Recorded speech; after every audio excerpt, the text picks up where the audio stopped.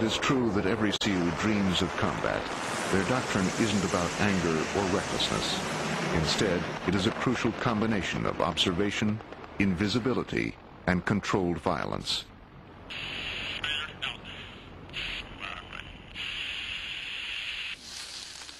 What separates a Navy SEAL or any other special operations force from another soldier is not so much his physical capability, but the mental capability, whether he can handle the mental stress, whether he can think on his feet, think innovatively, and even think creatively as a warrior, versus the traditional military mindset, which is to follow orders. Navy SEALs are unconventional soldiers. They have to be. They are often the first ones to infiltrate enemy territory to collect intelligence.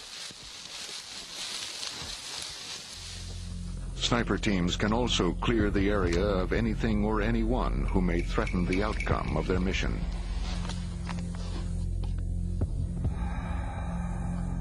Undetected, they can establish the initiative, choosing the moment and location for the fight, theoretically striking at the enemy's weakest point.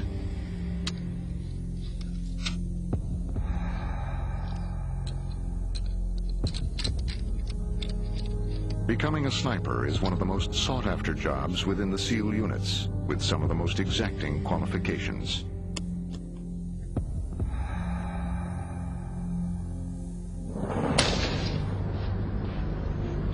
.50 caliber sniper rifles are becoming the wave of the future for special operations. With these types of firearms, we don't need to send a demolition team in. We can simply stand off from the target and shoot it.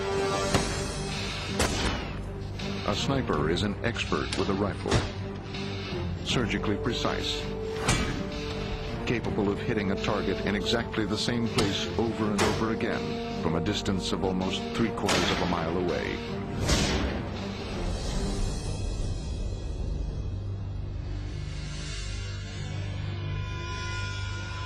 But a sniper must be more than a good shot. He must be extremely patient. In a real-world situation, snipers and their spotters spend hours, days, and weeks lying in wait. They call it stalking. Sometimes it takes an entire day for these teams to move less than a few hundred yards.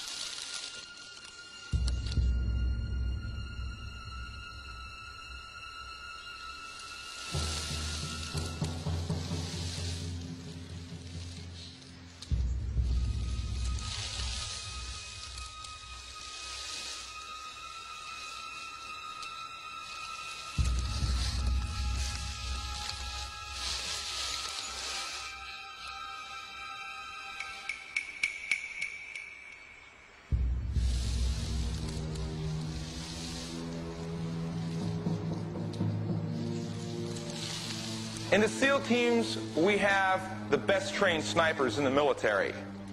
Our snipers do a lot more than just shoot. They're our forward observers. They're our eyes and ears. Before we go out on a mission, we'll send snipers in to observe the target, to do reconnaissance. That way we can ensure 100% probability of a successful mission when we call the platoon in.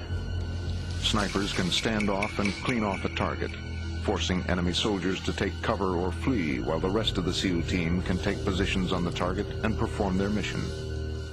This keeps the enemy off balance, a tactic that works well for small units.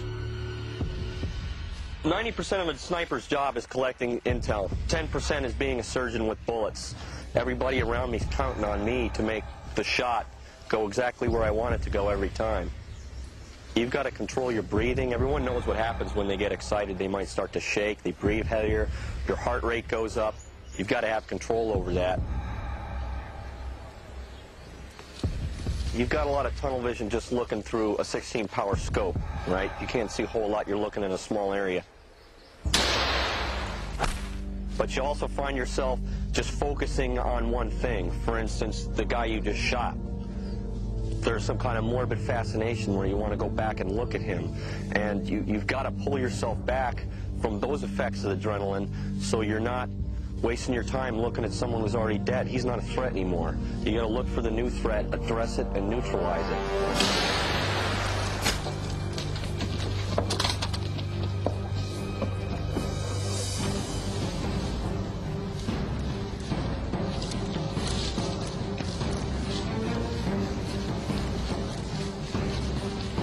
SEALs will attack a target from several different directions at once.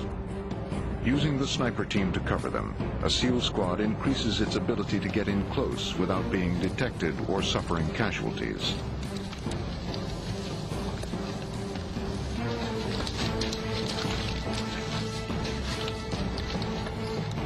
Once inside the target area, the squad can perform their mission while being protected by the sniper team.